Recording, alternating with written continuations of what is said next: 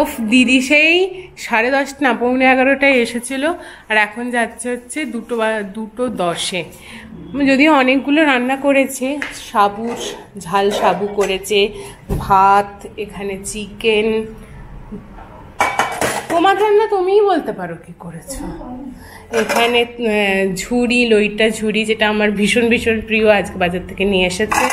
আর এই চাটনি, বলছে এই গন্ধরাজ লেবু সাথে, বলছে আবার বিকাল 5টার সময় আসবে। সত্যি তো দেখলে ওই জন্য বললো নিজের রান্না নিজে ইন্ট্রোডিউস কর। দেখো শাক ভাজা, লাল শাক ভাজা। আপাতত যাও, অনেকক্ষণ এসেছে। আমরা থাকি না যখন থাকি, আর প্লাস জয়দীপ দ্বারা আছে, রান্না একদম জমিয়ে হয়েছে আর কি। চলো বিকালে আবার দেখা হচ্ছে। নমস্কার, আমি মৌমিতা। আমার নতুন একটি ভিডিওতে আপনাদের প্রত্যেককে স্বাগত জানাই। আশা করি আপনারা প্রত্যেকে ভালো আছেন, সুস্থ আছেন, আনন্দে আছেন, আর অবশ্যই পজিটিভ আছেন। তাহলে চলতে থাকুন কিছুটা পথ আমার সঙ্গে। সন্ধে হয়ে গেছে, ওদিকে দিদিও চলে এসেছে, আর এদিকে আরো একটা মানুষ এসেছেন, সমবুদ্ধই তো ঠিকই বললাম, সমবুদ্ধ। এবং ও এসে আমাকে পুরো সমৃদ্ধ করে দিয়েছে। মানে লাইক কি হয়, মানে আমি এখানে, ও এখানেই থাকে, শুধু এই রেসিডেন্সি, আর ওটা হচ্ছে হ্যাঁ একই ক্যাম্পাস নাম। হ্যাঁ, ও খুব একটু সাই বোধ করছিল ক্যামেরাতে আসার জন্য, কিন্তু মানে আজকে সন্ধ্যাটা সত্যি অন্যরকম হলো। কোনো রবিবার সচরাচর আমরা থাকি না, এই প্রথম রবিবার, এবং ও রবিবারে, ও যে আইটিতে আছে, তাই রবিবার ছাড়া তো ওর সুযোগ হয় না খুব একটা। আর লাকিলি আজকেই ও ফোন করেছিল, এবং সেটা বেশ রিসার্চ করে ফোন করেছিল। অনেকদিন ধরে আশপাশ করছি, যোগাযোগ করে চলে এলাম, ভীষণ ভালো লাগলো পরিচয় হয়ে দাদিদের সাথে। একদমই, মানে আমরা তো আপনি তো তার সাথে মানে আশাটাই একটা বিশাল, মানে আমি তো এগুলো তো মানে এগুলো কি বলবো, যাই হোক আমার ভাষা নেই। এটাও একটা গিফট এনেছে, ও বলছে ছোট্ট, বাট এটা আমাদের কাছে একটা বিশাল বড়, এবং তার সাথে কবিগুরুর লাইন, যেটা আরো বেশি মনকে ছুঁয়ে গেছে। আর তার সাথে এক বাক্স মিষ্টি এনেছে। যা যা মিষ্টিটা নিয়ে আয়। আমি তোদের বাড়ি আসবো না। কেন? আমি আসবো না। কেন কেন দাও কেন? এইভাবে আমাকে খাটানো হয়। একদিন এলে, এক রাত্রি থাকলে, জল ভর, চায়ের কাপ দিয়া রেখে আয়, গামছা রেখে আয়, জল নিয়ে আয়, আমি আসবো না। এতগুলো কাজের মধ্যে কতটা করিস? যত বলবি। আমাকে বলা হবে কেন? তুই নিজের বাড়ি বলবো না কেন? এটা তুমি নিজের বাড়ি ভাবো না? পাবো না, ভাবি না। না না, তুই নিজের বাড়িতে করিস না বলেই তো আমরা মানে অন্য বাড়িতে করাই।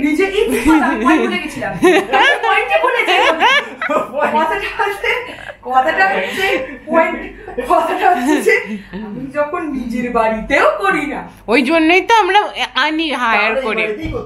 দেখবি যারা ঘরে আসবো না, আমি আসবো না। ক্যামেরা সাক্ষী রইলো, আসবো না, এরপরে আসবো না। আমি ক্যামেরা সাক্ষী রইলো, আমরা ক্যামেরা নিয়ে আবার যখন ব্যাক করব, এবং ওকে তো আবার দেখাবোই।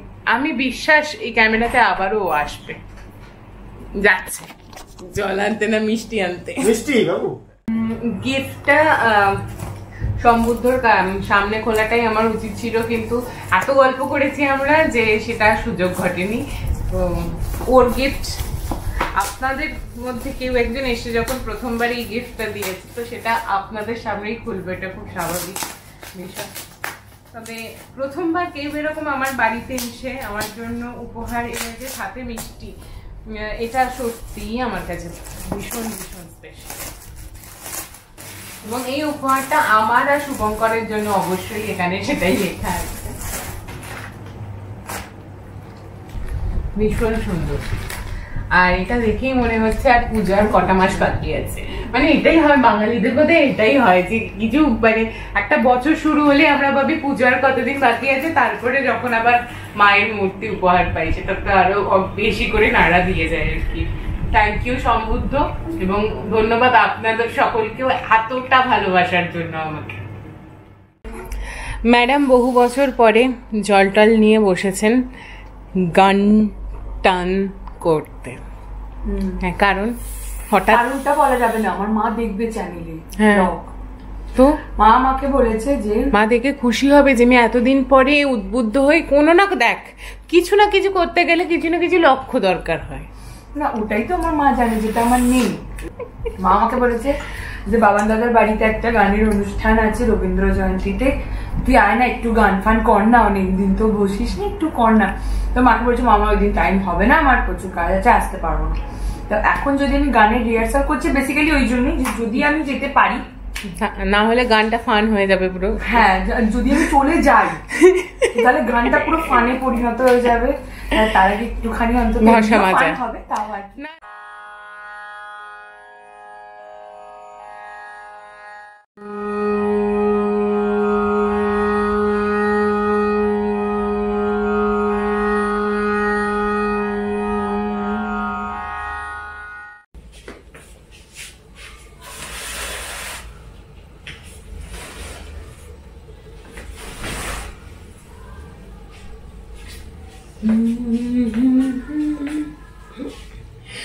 বাঙালিরা মানে আমরা বৈশাখের যে দুটো দিন একদমই ভুলতে পারি না, মানে ভুলতে চাই না, সেই দুটো দিনের মধ্যে অবশ্যই পয়লা বৈশাখ আমরা যেটা পেরিয়ে এসেছি, আর একটা দিন আমাদের সকলের মননে সকলের স্মরণে যে মানুষটি অজান্তেই ছোটবেলার থেকে প্রবেশ করেছেন।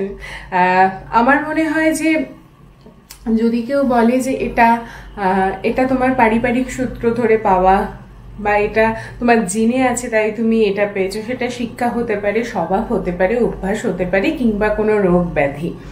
রবীন্দ্রনাথও ঠিক সেরকমই একটি মানুষ যিনি অজান্তেই আমাদের মননে প্রবেশ করে বসে আছেন। বলা ভালো রবীন্দ্রনাথ এমন একটা মানুষ যাকে আমরা উত্তরাধিকার সূত্রে পেয়ে থাকি, সেটা চাইতে বা না চাইতে।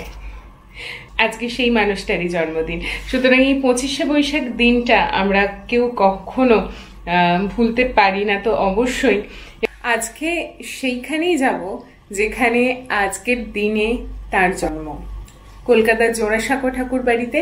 জীবনে প্রথমবার একটা অনুষ্ঠান যেটা আপনাদের আশীর্বাদ, বড়দের আশীর্বাদ, আমার গুরুদের আশীর্বাদ না থাকলে আজকের দিনে দাঁড়িয়ে সেখানে পারফর্ম করাটা আমার কাছে ভীষণ ভীষণ একটা সৌভাগ্যের বিষয়, আমার জীবনের একটা শ্রেষ্ঠ উপহার।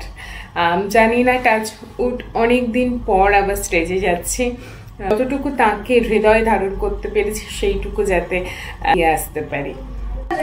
এসে গেছি আমরা এখন প্রিন্টরুমে। এবার কি সুন্দর, আমি মিষ্টি মানুষ, আমি বলছি আমার নেকলেসটা কি সুন্দর গো আসতে। আমি জানি না কথা শোনা যাচ্ছে কিনা, বাচ্চাদের সবাই পরে এসছে, আমি পরে আসিনি। যাই হোক, ফিঙ্গার প্রিন্ট বেশি কথা বলছি।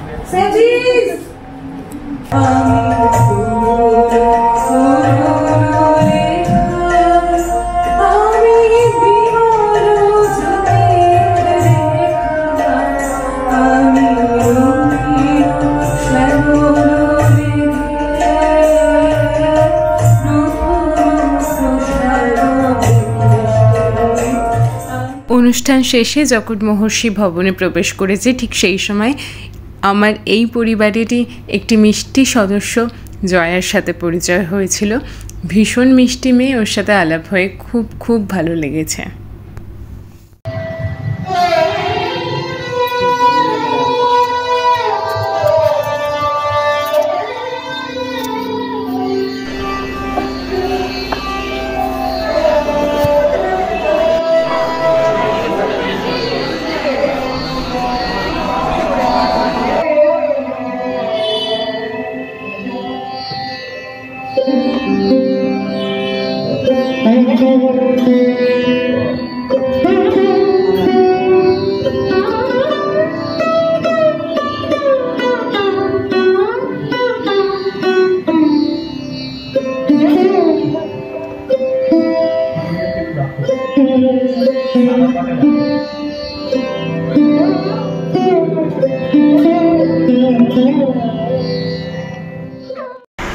শেষমেশ অনুষ্ঠান শেষ হয়েছে এবং এই প্রথমবার আমার জোড়াসাঁকোতে আসা, এবং কি বলবো, মানে আমি যখন প্রথম পাটা দিলাম সত্যি বলছি আমার জাস্ট লোমগুলো খারাপ হয়ে গিয়েছিল। অত ভিড়ের মধ্যেকার এই ফিলিংসটা আসার কথা নয়, কিন্তু তবু এটা আমার হয়তো প্রথমবার বলেই হয়েছিল এবং ঘোরার ইচ্ছা একেবারেই ছিল না, কিন্তু একটু করে ছুঁয়ে গেলাম কারণ প্রথমবার আসার এই স্মৃতিটাকে ধরে রাখার জন্য।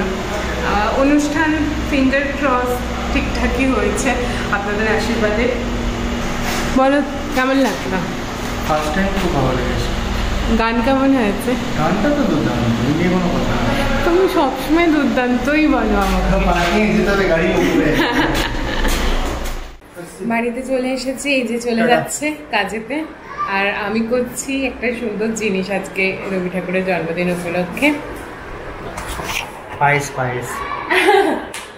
হ্যাঁ মানে কিছু তো একটা উপলক্ষ থাকে, পায়েসটা অনেকদিন খাবো খাবো করছি, তারপরে ভাবলাম যে দেখ সামনে রবি ঠাকুরের জন্মদিন আসছে, সেইটার উপলক্ষে কিছু একটা উপলক্ষে পায়েসটা করতে খুব ভালো লাগে, তো এইটাকে উপলক্ষ করেই আজকে আমি মূলত পায়েসটা করছি। টাটা। সব শেষে এই এলাচের পাউডারটা না দিলে আমার একদম ভালো লাগে না। যতই গোটা এলাচ দিই শেষে এই এলাচের পাউডারটা কিন্তু দারুণ একটা গন্ধ যুক্ত তো করেই, খেতে খুব ভালো লাগে। আশা করি এরকম রাখলে যখন খাবো তখন ঠিক হয়ে যাবে। আমি এই ঘনত্বটা এখনো বুঝতে পারি না ঠিক কতটা রাখলে সব খাওয়ার সময়ও ঠিকঠাক থাকবে। আজকের ভিডিওটা মূলত কবিগুরুকে উদযাপন করেই ছিল বেশিরভাগটাই, তাই শেষটাও তাকে স্মরণ করেই করব। মূলত 25শে বৈশাখের দিন কোনো একটি সময় আমি একান্তে রবি ঠাকুরের সঙ্গে কিছুটা সময় কাটাই, তারই কিছু গান তার সামনে পরিবেশন করি, কিন্তু আমার কাছে আজকে এই বাড়িতে কোনো রবি ঠাকুরের ফটো ছিল না, তাই ভাইকে বলেছিলাম আমার রবি ঠাকুরগুলোকে একটু মালা পরিয়ে দিস, সেই ছবিটা সামনে রেখেই তার সাথে কিছুটা সময় কাটানো। আর যে গানটি, এই গানটি আপনাদের অনেকের ভীষণ চেনা গান, বহুবার বহুজন গেয়েছেন, কিন্তু আমি খুব ছোটোবেলায় আমার জেঠিমার গলায় গানটা শুনেছিলাম এবং পরে সেটা তুলি, কোনো দিন গাওয়া হয়নি সেইভাবে, তাই আজকে মনে হলো এই গানটাই থাক।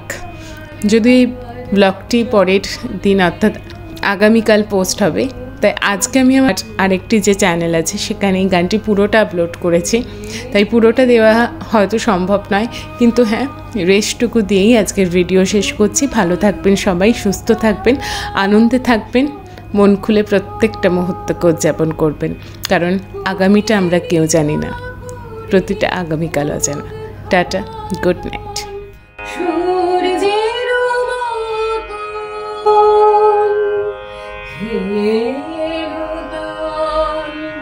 দেখা দে কারবার